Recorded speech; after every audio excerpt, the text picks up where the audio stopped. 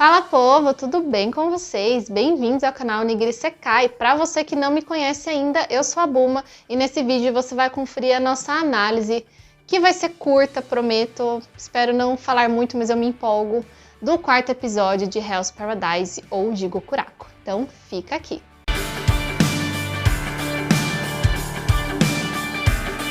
Eu retiro quase tudo o que eu disse, ou talvez tudo, vamos dar um crédito. Porque lá no último episódio, no terceiro, eu senti falta de explorar os personagens. E nesse quarto episódio, parecia que o autor estava vendo o que eu estava falando e ele entregou não uma, não duas, mas 3 histórias de personagens que eu fiquei muito feliz. Logo no começo é apresentado pra gente a história do Lâmina Dragão, que é aquele personagem que no episódio anterior decepou a própria mão para se salvar do veneno daquela criatura misteriosa que estava lá na ilha, parecia uma abelha, uma borboleta, uma coisa bem sinistra, que picou ele e ele na hora entendeu que aquilo tinha um veneno mortal, decepou a sua mão e continuou vivo. Foi contado como ele virou um criminoso, como ele foi parar ali na ilha, né, praticamente... ele traiu, digamos assim, não foi bem uma traição, mas foi uma demonstração de poder ali, né?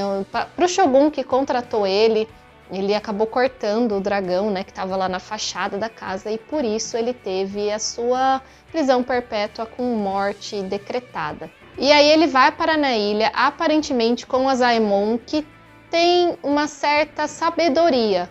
Porque se ele se livrar logo do seu criminoso, né, do criminoso que está ali com ele, ele volta para casa. Mas ele também está em busca do Elixir da vida e deve ter um motivo que ainda não foi explicado, mas eu comentei sobre isso no vídeo passado, que deve ter uma recompensa para esse Asaemon. Então, o Yamada, né, o clã Yamada, lá, os Asaemon estarem na ilha, também tem um motivo. Não é só para você ficar de olho no criminoso, deve ter algo ali por trás. Na sequência, a gente já tem o desenvolvimento da história do Gabimaru com a Sagiri. Eles estão lá lutando contra aquelas criaturas que cercaram eles. E a Sagiri, ela fica paralisada. E o Gabimaru, ele entra naquele modo ninjutsu. E até é legal porque você tem a visão de como ele fica, né? Quando ele mesmo, não você vendo ele na cena, é como se você tivesse a visão em primeira pessoa dele. Então ele vê assim os monstros de uma maneira diferente e eu achei bem legal. Ele se transforma, né, com esse ninjutsu aí do fogo e começa a atacar as criaturas, fazendo um grande estrago. Mas ele fica preocupado com a Sagiri, algo que ele não se incomodaria há algum tempo atrás. Lembrando que ele só tem 16 anos. Tudo bem que ele é casado com 16 anos, mas é anime, então a gente até releva, né? Mas pensa no poder físico que ele tem apenas com 16 anos. Né? O cara realmente é muito bom. Ele derrota esses monstros de uma maneira muito fácil, que aparentemente iria ser algo difícil, para ele foi muito fácil. E aí no momento para ele seria até de fraqueza, porque ele não faria isso antigamente, ele salva a Sagiri. E quando ele a salva, ele quase é pego por um outro monstro. Até fica bem claro que é possível ferir o Gabimaru, porque a Sagiri lá no comecinho do primeiro episódio, no final do primeiro episódio, aliás, ela até faz um corte aqui no pescoço dele, então ela viu que ele pode ser atingido, mas ali na ilha ela viu isso com muito mais clareza, porque ele é afetado mesmo por um golpe de um monstro, e dá pra ver que realmente ele sangra e sangra bastante, afinal ele é um ser humano. Pode ser um sobre-humano, um super-humano, mas ele é gente, então é possível você matar o Gabimaru de alguma forma. Eis então que ele é salvo por um outro Asaemon. E aí nesse momento é que ele é salvo por um outro Asaemon, chega também junto com esse Asaemon outro executador e a ninja, né, a Kunoichi. Então o Gabimaru, ele agradece, né, apesar de não gostar muito, mas ele tem uma memória ali da esposa dele, dizendo que ele deve agradecer quando ele é salvo por alguém, né? Quando alguém salva a vida dele. Então ele agradece e eles já começam a conversar.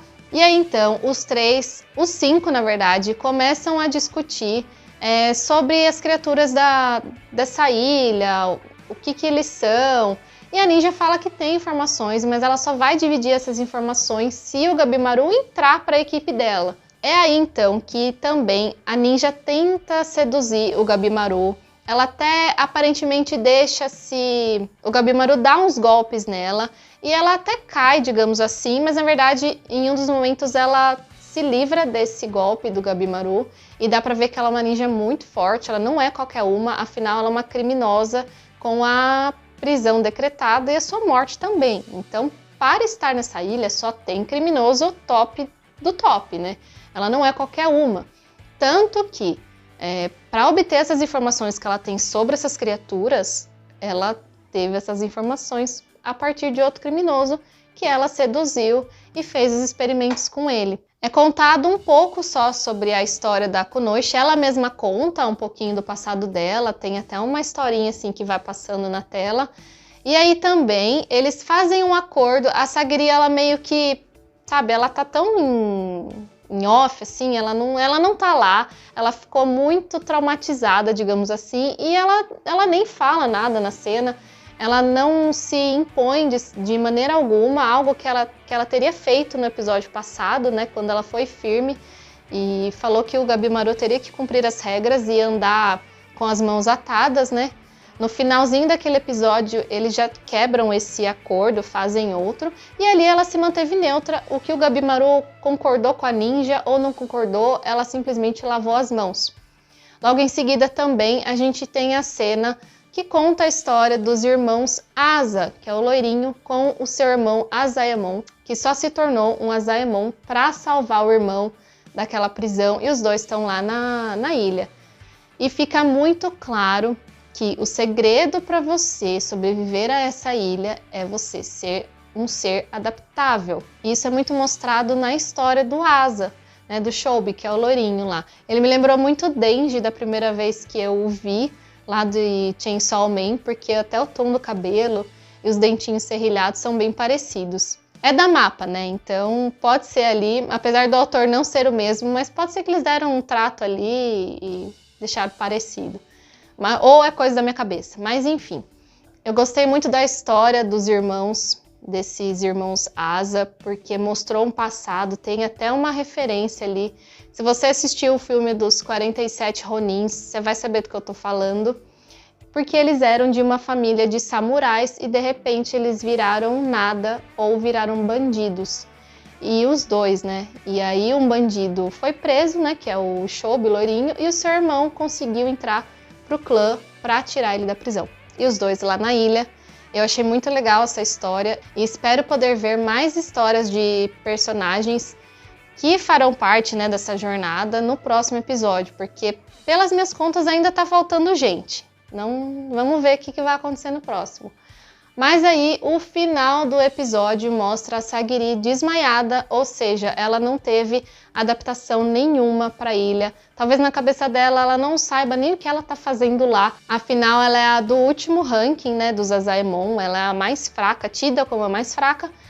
Mas, como a maioria dos animes tem um plot twist, pode ser que a Sagiri ela se desenvolva e de uma maneira absurda e seja uma das, talvez a número 1, não sei, mas a mais forte ali ou entre os mais fortes. Porque o que pareceu pra mim quando assisti o primeiro episódio? Que ela era muito sensacional, ela era uma das executadoras mais tops. E ali na ilha ela teve um momento de fraqueza, ela não sabia o que ela estava fazendo, se aquele era o lugar dela ou não. Algo que também ficou um pouco confuso, porque no segundo e no terceiro episódio a gente já tinha uma outra atitude dela. Então eu espero que essa personagem ela tenha assim na sua cabeça nítido o que ela precisa fazer para sobreviver lá, para levar o Gabimaru, conseguir o Elixir da Vida, porque esforço de um lado só não vale. Se você gostou desse episódio, escreva nos comentários e se você concorda aqui com a nossa opinião, também escreva sua opinião, é muito importante pra gente. Deixa o seu like e se você tá curtindo Hell's Paradise, se você tá gostando de tanto sangue também, deixa aqui escrito pra gente saber sobre o que você tá assistindo e o que você tá gostando ou não. No nosso canal também tem conteúdo sobre Demon Slayer, One Piece e outros animes. Então escreva aí, conta pra gente o que você tá gostando ou não dessa temporada de Primavera 2023. Até o próximo vídeo. Tchau!